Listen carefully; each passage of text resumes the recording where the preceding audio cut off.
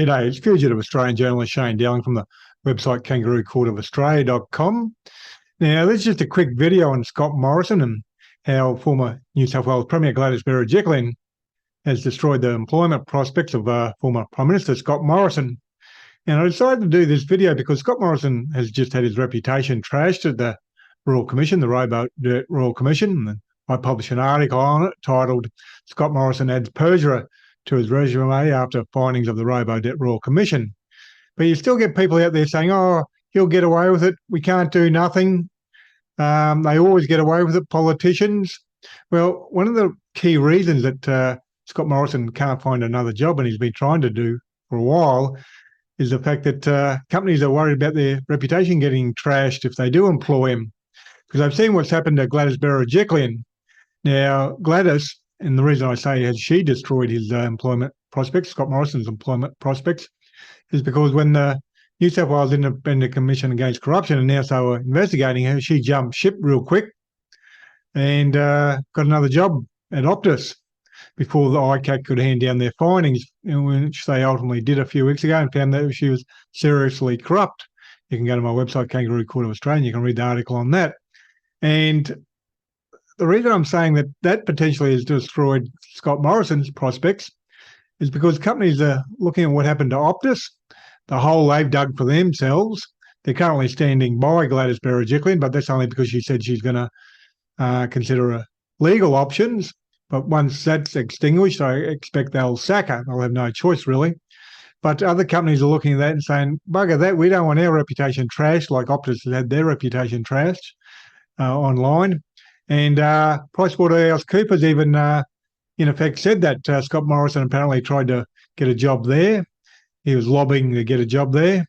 And the Australian reported on it, even Rupert Murdoch's propaganda outfit, the Australian, reported on Scott Morrison being knocked back to PricewaterhouseCoopers. Now, PricewaterhouseCoopers said it was felt that hiring Scott Morrison would have brought an unacceptable level of reputational risk to the firm.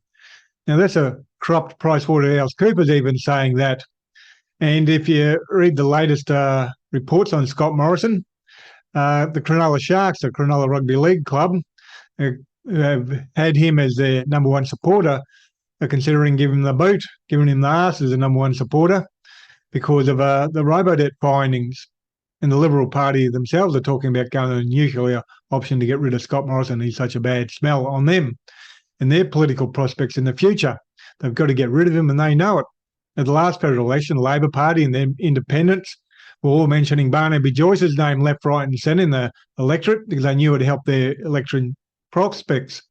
But you'll find at the next election they'll all be mentioning Scott Morrison's name if he's still in Parliament. And even if he's not in Parliament, they'll probably mention his name anyhow. So for all those people who they want to go in the comment section and say, oh, these politicians, they always get away with it and there's nothing we can do, well, we can do, and we can do plenty. We can smash their name and their reputations on social media by reporting the truth on them, something the old media don't do on a regular basis. And everyone on social media is hanging out. As soon as Scott Morrison gets in a job at some company, we're going to smash that company's reputation and say, why did you employ a criminal like that? Scott Morrison got sacked from Tourism Australia in 2006 for fraud and theft, and a few years earlier he was sacked from Tourism New Zealand. And both of those should have been highlighted before he became Prime Minister, but the whole media failed. Anyhow, visit my website, Kangaroo Court of Australia, and you'll be able to read that latest article I've written on Scott Morrison. It's got plenty of links there with further information. His sacking from Tourism Australia and Tourism New Zealand. And Kangaroo Court of Australia's independent media. I publish a website, YouTube channel, Facebook page and Twitter account, and I'm 100% crowdfunded by people like yourself. And so please support my Patreon account. We currently have 262 patrons donating $1,568 a month. And you can donate any amount, $3, $5, $10, $15, $20, $30 a month, whatever suits your budget. It all helps out. So please support that. And I really need to double that before I can become financially viable. So that any support would be greatly appreciated. And please share this video on Facebook and Twitter, etc. Thank you for your time and have a good day.